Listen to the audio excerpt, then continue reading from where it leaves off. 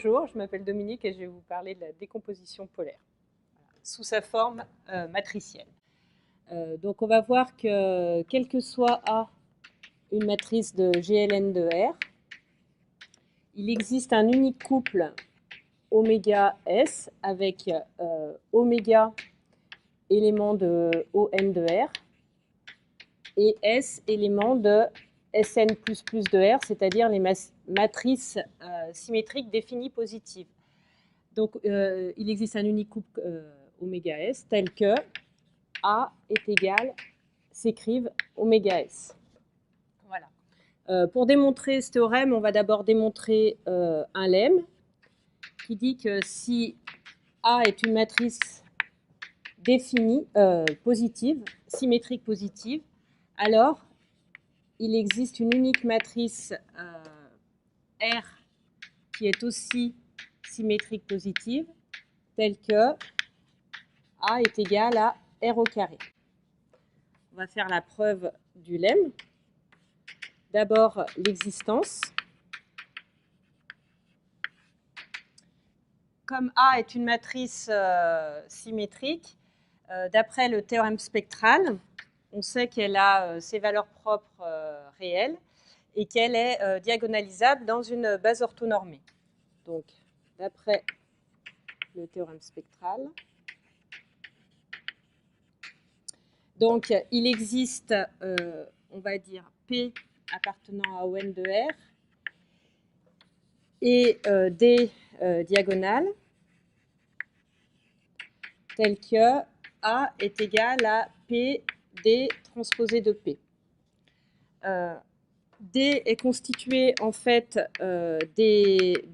sur sa diagonale, il y a les valeurs propres de A qui sont positives et on va considérer avec lambda 1, lambda R et R qui appartient à un n et qui est le nombre de valeurs propres distinctes. On va considérer delta. Comme les valeurs propres sont positives, on peut prendre la racine carrée. Donc, racine de lambda 1, racine de lambda R. Et on va voir que si on prend R égale à P delta transposé de P, eh ben, on va bien voir que R au carré est égal à A, puisqu'en fait, si on fait R au carré, on a P D transposé de P delta transposé de P. Transposé de P, P c'est égal à l'identité puisque P est une matrice orthogonale. Donc on a bien R au carré qui est égal à PD transposé de P qui est égal à A. Maintenant, il nous reste quand même à vérifier que R est bien une matrice symétrique positive. Transposé de R, c'est égal à P transposé de delta transposé de P, mais bon, c'est une diagonale, donc ça fait bien R. Et les valeurs propres de R sont positives puisque ce sont les semblables à delta qui a que des valeurs propres positives sur sa diagonale.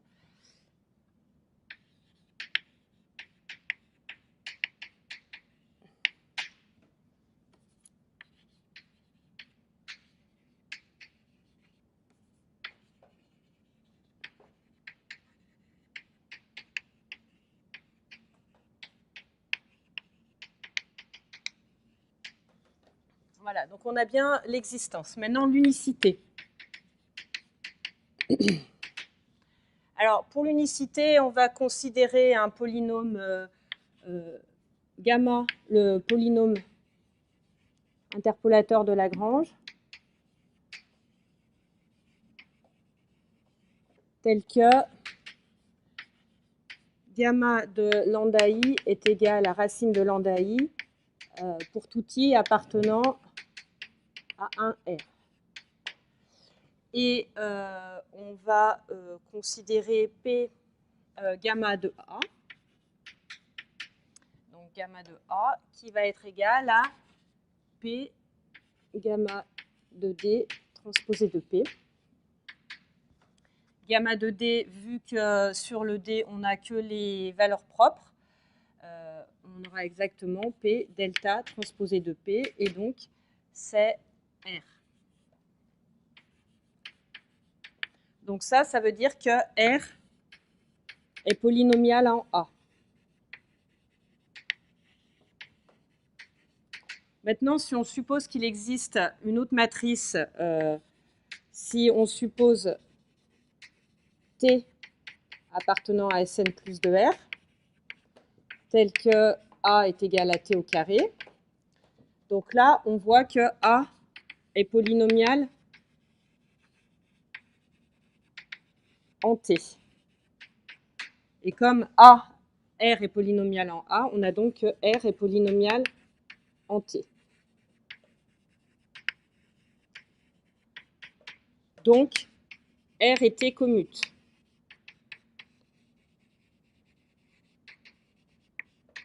De plus, comme R et T appartiennent à Sn plus 2R, elles sont symétriques, elles sont diagonalisables.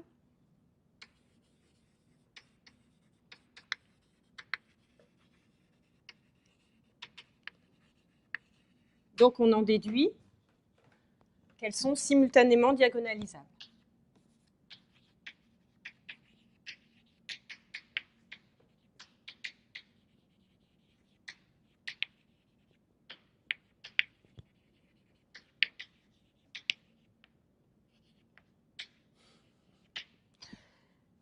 Donc, voilà, il existe Q éléments de GLN de R, tel que on a R qui est égal à Q lambda Q-1 et T égal à Q gamma Q-1. Comme A est égal à T au carré et A est égal à R au carré aussi, on a R au carré qui est égal à T au carré. Et donc, on va avoir que gamma au carré est égal à lambda au carré. Et comme sur R et T ont que des valeurs propres positives, on n'a que des valeurs positives sur gamma et lambda. Et donc, on a bien lambda qui est égal à gamma. Et donc, R est égal à T, d'où l'unicité. Donc, on revient à la preuve du théorème maintenant.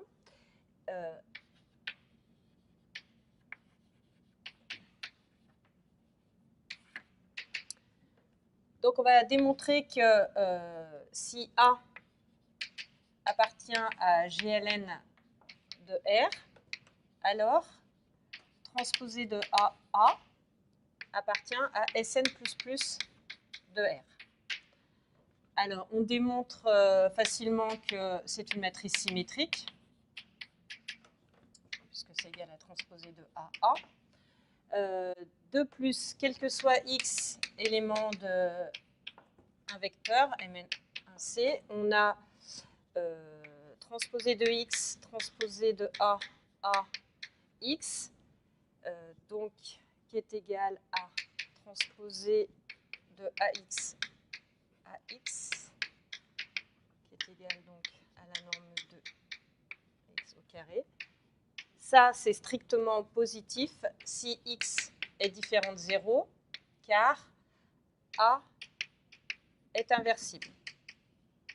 Et donc, on a bien que T de A appartient à Sn++ de R. Si elle appartient à Sn++ de R, elle est a fortiori dans Sn+ de R. Donc, il existe une unique S élément de Sn+ de R, tel que transposé de A est égal à S au carré. Alors, en plus, vu que S est de cette forme-là, on l'a vu dans la démonstration, ici, on n'aura que des valeurs propres positives, strictement, puisque transposé de A appartient à Sn++ de R. Donc, S appartient aussi à Sn++ de R.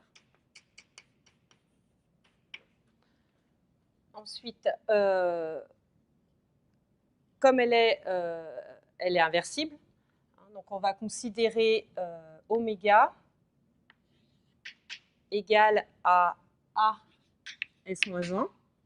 Et on va démontrer que oméga est bien une matrice orthogonale. Alors pour ça, on va calculer transposé de oméga à oméga. Donc il va être transposé de S-1 transposé de A S-1.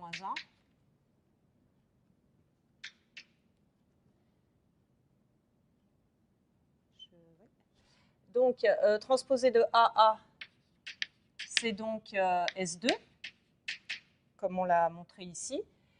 Et comme elle est symétrique, transposée de S-1, c'est S-1. Donc en fait, on obtient l'identité et donc oméga appartient bien à ON de R. Donc on a démontré l'existence, maintenant on va démontrer l'unicité. Donc si on suppose qu'il existe deux décompositions, c'est-à-dire qu'on peut écrire A est égal à oméga S et A est égal à oméga prime S prime. Alors à ce moment-là, transposé de A, qui est transposé de S, transposé de oméga, oméga S est égal à S2. On démontre de même que transposé de A est égal à S prime au carré. Donc, par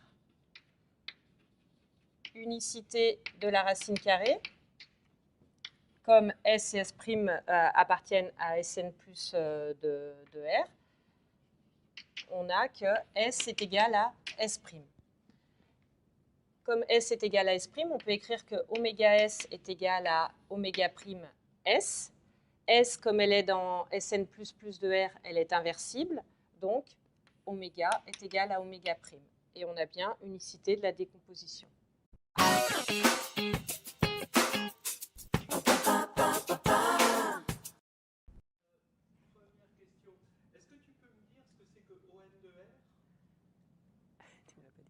ON de R, c'est l'ensemble des matrices orthogonales. Et ben, donc, si M est élément de ON de R, on a transposé de MM qui est égal à l'identité. C'est défini comme ça. D'accord. Ok. Au niveau matrice de passage, comment on peut caractériser en tant que si M était une matrice de passage d'une base à une autre? Oui. Comment on pourrait caractériser ON de R? Si M est une matrice de passage, bah, P-1 égale M-1 égale transposé de M. Oui, mais comment on peut caractériser? On l'a utilisé à un moment dans le développement. Là? Oui. C'est que c'est une matrice de passage de quel type de base à quel type de base? C'est une matrice de passage d'une base orthonormée à une base orthonormée. Voilà, ouais. C'est comme ça qu'on peut caractériser. Pourquoi est-ce qu'on a choisi les... Alors, dans la matrice D, les lambda I peuvent être distincts. Doivent être distincts, oui. C'est ça? Oui. Mais ils peuvent se répéter. Oui, bah oui, il y en a. Ici, on a n valeurs propres, Oui, mais qui ne sont pas toutes distinctes. Par contre, il y en a R distinctes. Alors, à quel moment on s'est servi du fait qu'elles étaient distinctes? Pourquoi ça a servi? Pour le polynôme de Lagrange. Voilà, ici. Il faut que, quand on prend gamma de lambda i, il faut que les lambda i entre 1 et R soient distincts. Parce qu'on va utiliser... alors, je l'écris ou... Non, c'est bon? Oui, c'est dans les hypothèses du théorème de Lagrange. D'accord. Alors, maintenant, juste, il y a deux gammas dans l'histoire. Oui. Oui. Alors, ils sont différents? Oui, carrément. Il y a un gamma, c'est un polynôme. Après, je n'ai jamais fait grec ni latin, ni dans mon collège en Maurienne, il n'y avait pas, quoi, ni l'un ni l'autre. Donc ça, c'est gamma le polynôme, et ça, c'est gamma une matrice diagonale. Voilà, rien à voir. Rien à voir, d'accord. Alors maintenant, une autre question. Il faudrait détailler la partie gamma de A égale P delta transposé de P. Oui. Parce qu'en fait, ici, A... On peut peut-être utiliser le tableau. Oui, j'efface pas. Là, alors, A, en fait, donc, on peut l'écrire PD P-1, puisqu'ici P est une matrice, justement, on l'a vu, orthogonale. Et donc, en fait, quand on fait gamma de A, c'est gamma de P D P-1. Et donc, ça, c'est la même chose que P gamma de D P-1. Voilà. Et gamma de D, c'est bien... Et gamma de D, c'est bien delta. D'accord. C'est bon. Bien delta. Ouais. Voilà. Ok. Bon. Alors, après, je voudrais revenir encore sur autre chose. Ici, il faudrait un parenthésage quand on calcule transposé de gamma, gamma. Oui. Là-haut. Ah oui. Il faudrait un parenthésage. Alors, est-ce que tu peux Ah oui. le parenthésage? Oui. Voilà. Oui. Alors là, maintenant, du coup, ça veut dire que là, on a utilisé implicitement que l'inverse d'une matrice symétrique est encore symétrique. Pour qu'on puisse éliminer le T qui est là. Ouais. Alors, pourquoi l'inverse d'une matrice symétrique est-elle symétrique? Alors, je vais essayer de l'écrire. Alors, bon, appelons S' l'inverse de S. On a donc SS' qui est égal à l'identité.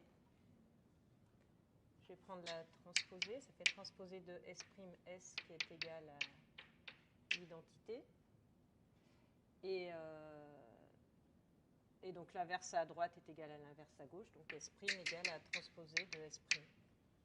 Et donc S' est... Est-ce que c'est toujours vrai pour les matrices, dans le cadre général des matrices, que l'inverse à droite c'est égal à l'inverse à gauche? L'inverse à droite. Je sais plus. Non. Okay. Non. Non. Si. Est-ce qu'on peut trouver des matrices inversibles à droite qui ne sont pas inversibles à gauche? Je vois pas. Non. Là, je vois pas. Quand les matrices sont carrées.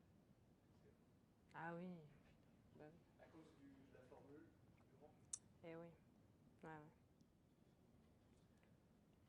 Ou alors, est-ce que c'est vrai en général que l'inverse à droite c'est égal à l'inverse à gauche? Dans quel cadre c'est vrai? Oui, bah, c'est vrai, dans le cas d'une bijection. Oui. Ouais. Quand on a une application, ouais. Bijective, l'inverse à droite est égal à l'inverse à gauche. Qu'est-ce qui se passerait si A n'était pas inversible, donc n'était pas dans GLN de R, mais dans MN de R? Alors, si A est dans Mn de R, on a toujours l'existence du couple, sauf qu'on n'a plus l'unicité. Et puis, S n'appartient pas à Sn++ de R forcément, mais à Sn+ de R. Alors, je peux vous montrer. Hein. Alors, en fait, on raisonne par densité. Hein, si A appartient à Mn de R, donc on sait que GLN de R est dense dans Mn de R.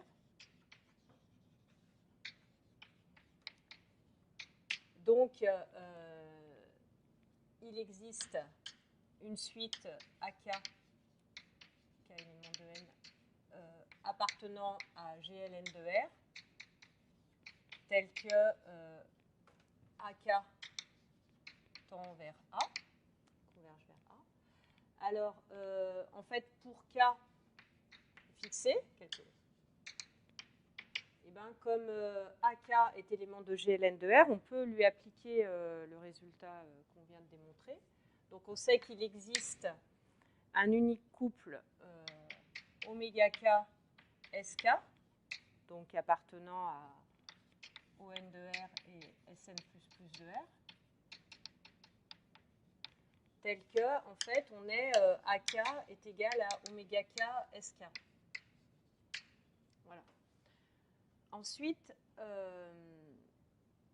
ON de R, est un compact.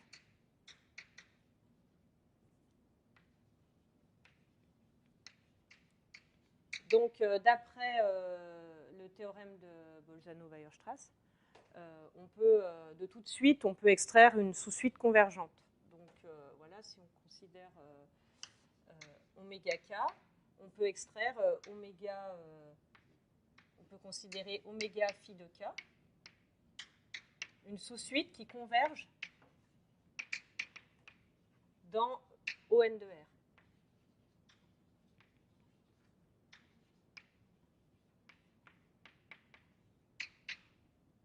Donc, ça, c'est une extraction. Donc, comme SK, AK, pardon, converge vers A fortiori, A sigma K converge aussi vers A, puisqu'elle est extraite d'une suite qui converge. Donc, finalement, maintenant, on va regarder ce qui se passe. Si on a... on va considérer. Alors, SK, là, qui est là, appartient donc à Sn++ de R, donc elle est inversible. Non. Attendez, alors, du coup, si je fais tendre tout ça, qu'est-ce qui se passe? On peut regarder S phi de K. Voilà, c'est S phi de K.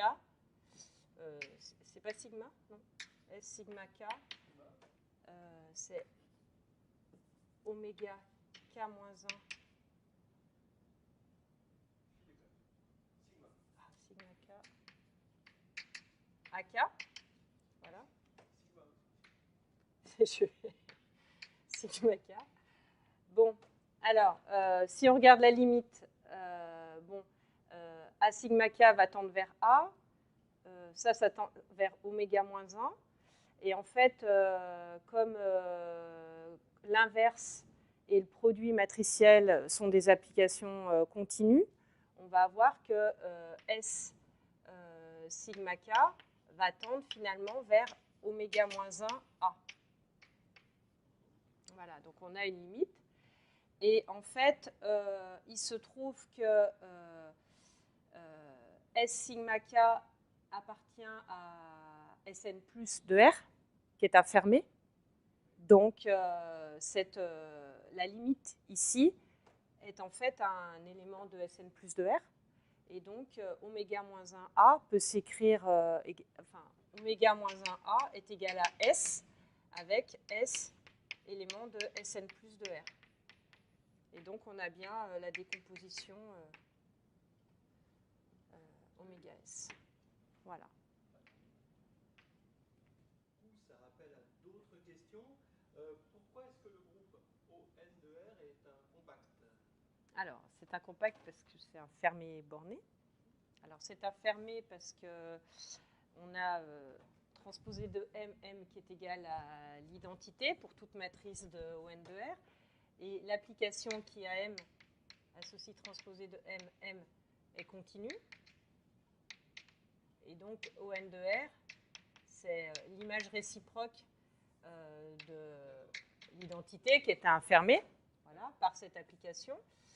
Et puis, il est borné parce que si on prend trace de transposé de M, eh ben, ça nous fait N. Et trace de transposé de M, c'est une norme. Voilà. Et maintenant, pourquoi Sn+ de R en bas est un fermé? C'est ça qu'on a utilisé. Oui, alors Sn+ de R est un fermé. Alors Sn de R est un fermé puisque c'est un sous-espace vectoriel, un espace de dimension finie. Et en plus, quand on a une suite AK appartenant à Sn+ de R, si on fait transposer de X AK X, ça sera supérieur ou égal à 0. Donc en passant à la limite, ça sera toujours supérieur ou égal à 0. Voilà.